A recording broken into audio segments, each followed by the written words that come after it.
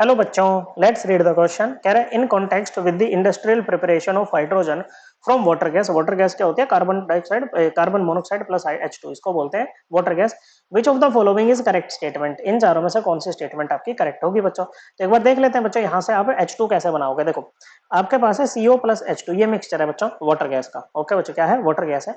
यहाँ से क्या होता है बच्चों, हाइड्रोजन को ना H2 को डायरेक्टली निकालना मुश्किल होता है, क्योंकि CO को आप जल्दी से रिमूव नहीं कर पाते हैं बच्चों। It is very difficult to remove CO from here. Okay बच्चों, तो यहाँ पर इस गैस में से अगर आपको CO चाहिए, क्या निकालना है? हाइड्रोजन निकालना है। तो हम क्या करते हैं बच्चों, ये जो CO है ना, इसमें इसको पहले ऑक्सीडाइज कर लेते हैं। ओके बच्चों, by mixing it with more steam. Okay बच्चों, यहाँ पर मतलब H2 गैस वाटर वेपर लेकर के आते हैं बच्चों। हाई टेम्परेचर 673 केल्विन यहाँ पर टेम्परेचर होता है बच्चों। ओके बच्चों, in presence of a catalyst, catalyst हम यहाँ पर लेते हैं FeCrO4। ओके, तो यहाँ पर ये किस में कन्वर्ट हो जाता है? ये हो जाता है CO2 गैस में कन्वर्ट, और साथ में आपके पास में हाइड्रोजन गैस तो है ही बच्चों। क्या है? हाइड्रोजन गैस तो है ही आपके पास में।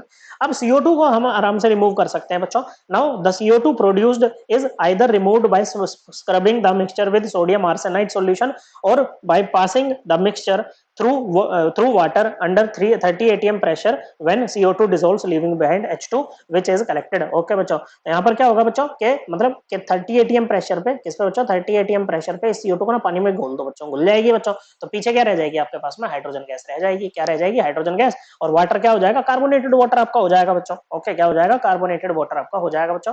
ये जो ऊपर रिएक्शन हमने लिखी है ना, इसको बोलते हैं water gas shift reaction. Okay बच्चों, क्या बोलते हैं? इसको बोलते हैं वाटर गैस शिफ्ट रिएक्शन। तो क्या यहाँ पर आपने ऐसे किया है कि कार्बन और CO, कार्बन मोनोऑक्साइड और hydrogen are fractionally separated using differences in their densities? नहीं बच्चों, फ्रैक्शनली हमने इनको सेपरेट नहीं किया है बच्चों। फिर कह रहा है कि CO is removed by adsorption in aqueous Cu2Cl2 solution. नहीं बच्चों, ये भी हमने यूज नहीं किया है बच्चों। H2 is removed through occlusion with PD। Occlusion का मतलब होता है कि बच्चों जब मेटल पे किसी गैस, कोई गैस एडसॉर्ब होती है ना, उस प्रोसेस को बोलते हैं ऑक्लूजन। तो ये भी हमने यूज नहीं किया है। हमने क्या किया है? पहले CO को ऑक्सीडाइज किया है CO2 में with steam in presence of a catalyst. ये है बच्चों catalyst, followed by absorption of CO2 in alkali. हाँ बच्चों, हम यहाँ पर कोई बेस डाल के भी CO2 को एब्जॉर्ब करा सकते हैं। जरूरी नहीं है कि आप यहाँ पर वाटर लो। ओके बच्चों, क्या लो बच्चों? जरूरी नहीं है कि आप वाटर में इसको डिसोल्व करो, वाटर में भी करवा सकते हैं, किसी हम बेस में भी इसको डिसोल्व करा सकते हैं। सो करेक्ट स्टेटमेंट कौन सी है बच्चों? पहली, दूसरी, तीसरी, ये तो करेक्ट नहीं है। Correct answer is option 4। I hope आपको एकदम क्लियर हो गया होगा। थैंक यू बच्चों।